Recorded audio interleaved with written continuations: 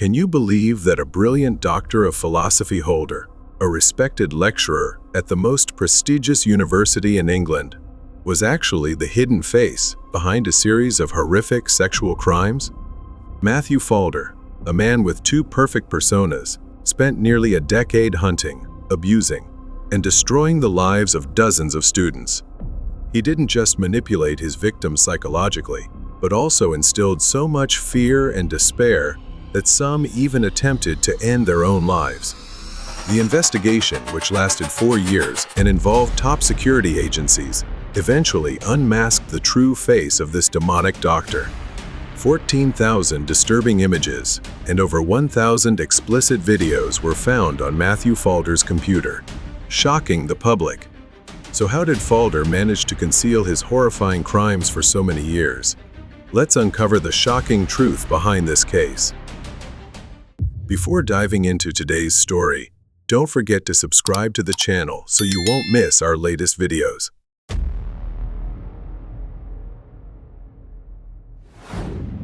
In early 2014, British police stumbled upon one of the darkest corners of the internet, a dark website called Scream. This wasn't just a gathering place for perverts. It was a den of evil, where thousands of criminals exchanged vile and disturbing content involving children. Recognizing the severity of the situation, the UK's National Crime Agency immediately partnered with the FBI to track down the site's operators and core members. But this was no easy task. The perpetrators were highly skilled at hiding, using sophisticated encryption layers that made tracing their footprints nearly impossible. Until April 2015, among thousands of horrific posts on the forum, one username stood out, 666devil.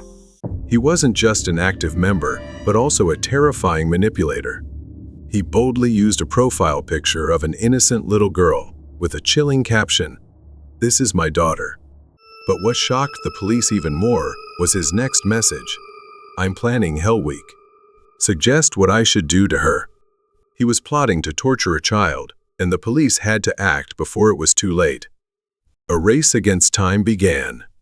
The NCA urgently attempted to identify the little girl in the photo by tracing the email account linked to 666devil. The first clue emerged when a user with the same profile picture had posted an ad on the Gumtree website seeking to buy a special doll. The police later confirmed that this account belonged to the mother of the girl in the photo. The mother revealed that after her post, a woman claiming to be named Liz contacted her, offering to send a free doll. But this woman had an unusual request. "I want to be sure the doll reaches your daughter. Could you send me a photo of her holding a sign that says, 'I love SB'?" The mother, suspecting nothing, took a photo of her daughter in pajamas, holding the sign, and sent it. But the mother had no idea that SB stood for Scream, a forum filled with explicit content. A few days later, Liz continued demanding more pictures of the little girl. At this point, the mother felt uneasy and immediately reported the matter to Gumtree. However, after an investigation, the police discovered that Liz was merely a fake name, her IP address completely masked, and all traces vanished without a trace. Recognizing the extreme danger of this organization, in August 2015, an international task force involving the UK, the US, Israel, and Slovenia was formed to track down and expose those behind this dark website. Yet despite 2 years of relentless pursuit, the criminals remained elusive, expertly concealing their identities. In March 2017, the first breakthrough emerged. Intelligence agencies discovered a suspicious name linked to an address in Birmingham, England, Matthew Falder. On June 21, 2017, the police raided Falder's home on Harborne Road. During the search, they found 2 computers in his bedroom. But the most horrifying discovery was yet to come. Upon decrypting the devices, the police were stunned by what they uncovered: 14,000 explicit images and 1,251 child videos. These pieces of evidence confirmed that Falder was not just a member, but one of the most ruthless leaders of Scream. However, the police faced an even greater shock when they uncovered the true identity of this monster in disguise. Matthew Falder was not just an ordinary criminal. He was a distinguished geophysics Doctor of Philosophy holder, a respected lecturer at Cambridge University, one of the most prestigious institutions in the UK. Matthew Falder was born on October 24, 1988, in Manchester, England, into a wealthy and influential family. His father, Stephen Falder, was the head of HMG Paints, the largest independent paint manufacturer in the United Kingdom. Raised in luxury, Falder had everything any child could ever wish for: a privileged upbringing, elite education, and a bright future without having to endure any hardships. From an early age, Falder displayed the traits of a prodigy.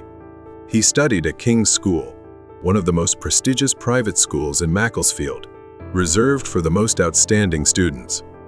Falder wasn't just smart, he was among the top performers, consistently achieving perfect scores in science subjects. Thanks to his exceptional academic achievements, he easily secured a place at Cambridge University, one of the most prestigious institutions in the UK, renowned for producing some of the world's greatest minds. At Cambridge, Falder quickly established himself as an outstanding student. One professor even described him as one of the best students I have ever taught. Not only was Falder academically gifted, but he also cultivated an image of a confident, humorous, and charming young man. He knew how to make an impression with witty stories. To his friends and professors, Matthew Falder appeared completely harmless, a man with the persona of a friendly, likable genius. On social media, Falder frequently posted about his interests in dinosaurs, baking, table tennis, and 3D printing.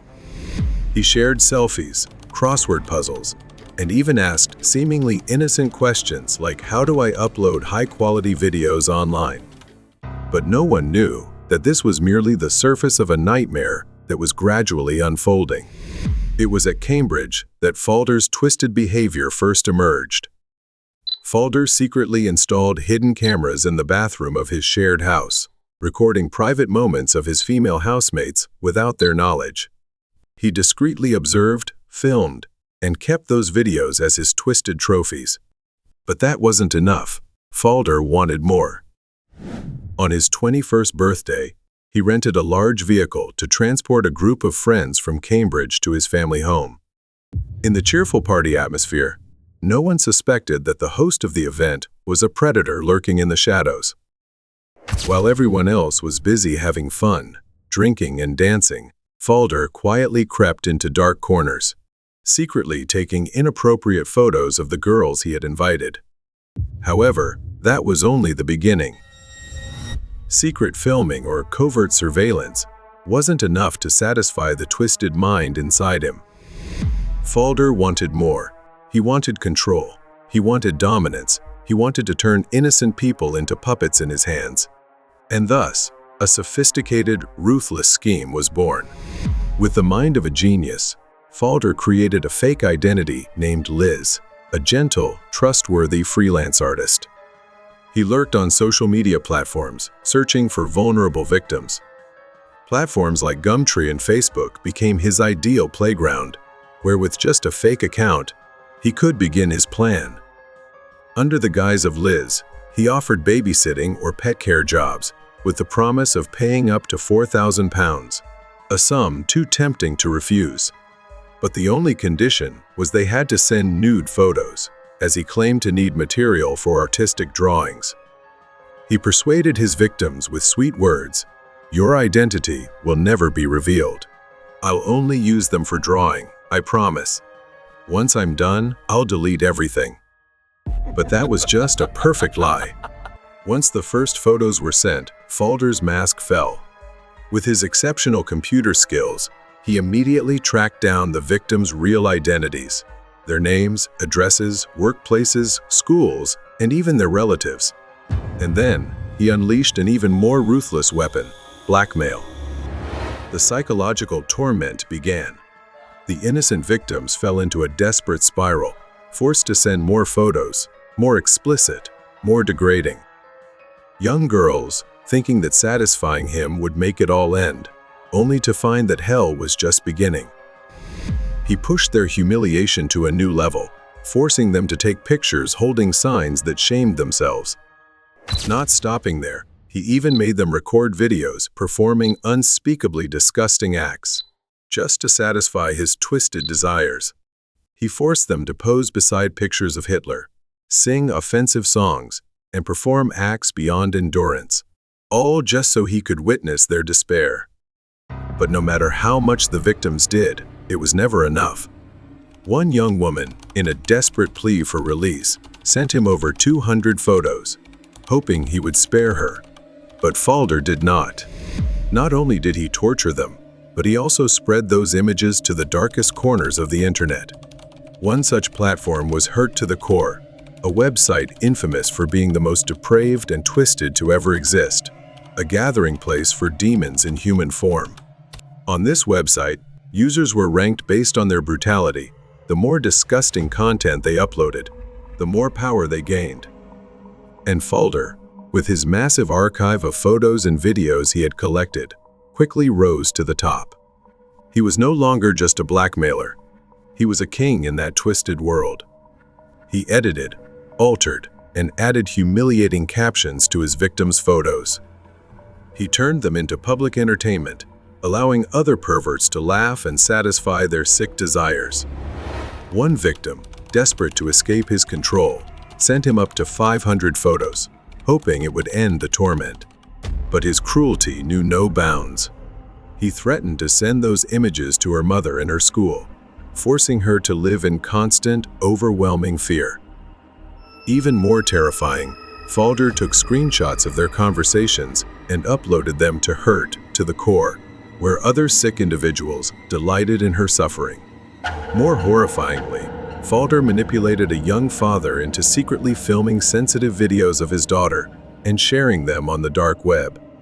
He also shared instructional videos on how to abuse children in disgusting and sick ways that would haunt anyone who heard them. In subsequent posts, he wrote about blackmailing victims into committing depraved acts, forcing them to tie themselves to trees, lock the ropes, and throw away the keys as a sick joke. The most disgusting is the category called Fun Games, which contains a series of unimaginably sick posts. Here, Falder suggests sick games to torture victims in extremely horrifying ways. Falder became increasingly notorious for his posts, and he also immersed himself in this fame. Falder created at least 70 different online identities, using aliases such as Garden, Evil Mind, and 666 Devil, each a new tool in his dark scheme. Falder's arrogance had convinced him that he was invulnerable, that his elaborate cover and ability to hide his identity on the dark web meant that no one could trace him. But he had no idea that, from his very first posts, he had been on the radar of law enforcement. The UK's National Cybersecurity Agency, in collaboration with the FBI and law enforcement agencies from several countries, had been doggedly tracking this predator. These were not hasty or imprecise moves. They were a planned hunt, quietly but relentlessly, tightening the siege around Falder. In April 2017, an undercover investigation by the National Crime Agency identified Falder as the prime suspect. For 3 months, agents followed his every move, quietly unraveling the mystery he had tried so hard to hide. Finally, one morning in June, as Falder was working in his office at the University of Birmingham, the door burst open. Plainclothes police officers stormed in. He had no chance of escape.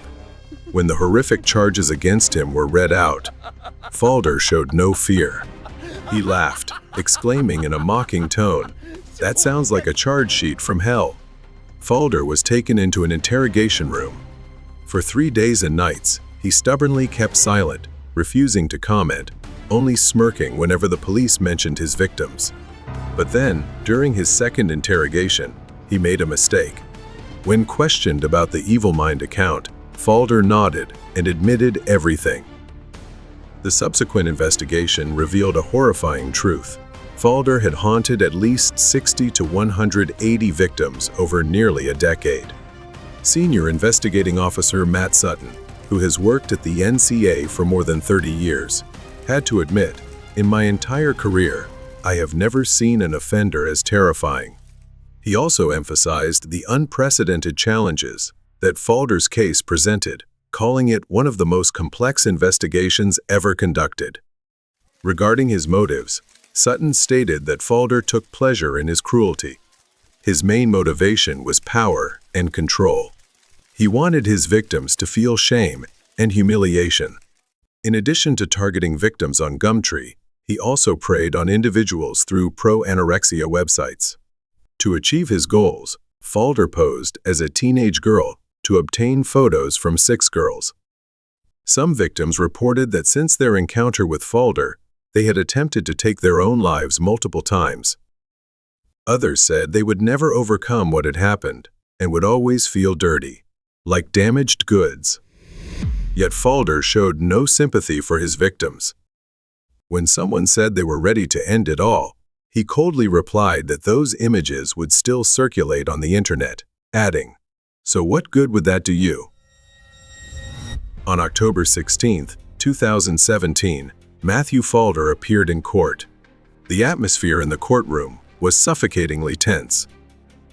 For 35 minutes, the prosecutor read out the long list of his crimes, a relentless indictment, each word exposing the true face of this monster in human form. The courtroom fell silent, but the man in the dock remained motionless. Falder showed no remorse. He just sat there, emotionless, as if he had never inflicted pain on anyone. Phil McKay, a BBC journalist with 25 years of experience covering trials, admitted that he had never witnessed a case as horrifying as Falder's. On February 17, 2018, the final verdict for Matthew Falder was announced, a landmark sentence, 32 years in prison, plus an additional 6 years on extended license. In the silent courtroom, the judge looked directly at him, unable to hide his disgust. "You are not merely an abuser. You are an internet murderer." No victim had died in the traditional sense, but what Falder had done had destroyed many lives. He had killed trust, killed peace, and killed the will to live in innocent people. For them, the pain endures, and it will never end. Will Kerr, the director of the National Crime Agency's Vulnerable Persons Team, issued a stern warning. Falder did not act alone. There are still many predators lurking on dark websites that we have yet to capture. His statement underscored a grim reality. While Falder's arrest was a victory, the fight against online exploitation was far from over. Organizations once associated with Matthew Falder swiftly distanced themselves from him after his horrific crimes came to light. The University of Cambridge expressed outrage and took the rare step of actively seeking to revoke his degree. The University of Birmingham, where Falder had pursued postdoctoral research, declared that they were deeply shocked and saddened by his criminal actions. Meanwhile, Gumtree, one of the platforms Falder had exploited, welcomed his sentence and reaffirmed their commitment to user safety and efforts to prevent similar abuses in the future. It seemed that this sentence had brought Falder's case to a close, but just months later, his 32-year sentence was reduced to 25 years after he successfully appealed. This decision immediately sparked public outrage. How could someone who had destroyed dozens of lives and spread terror for nearly a decade receive a reduced sentence? The debate ignited not only over the severity of the sentence, but also over the safety of the online space. Should the online platforms that Falder exploited be held accountable? Had they done enough to protect their users? Law enforcement agencies quickly called for stricter content control on the dark web, emphasizing that capturing someone like Falder was merely the tip of the iceberg. No one could know how many other predators were still lurking out there, waiting for the opportunity to target vulnerable individuals. Although Falder was imprisoned, the fight against criminals like him was far from over. This raises an important question. What can we do to protect ourselves and those around us from such threats? Are online platforms doing enough to prevent these abuses? What are your thoughts on this case? Do you think Falder's punishment was sufficient to serve as a deterrent? Share your thoughts in the comments below. Thank you for tuning in to today's true crime story. Don't forget to like, subscribe, and stay tuned for more gripping cases on our channel.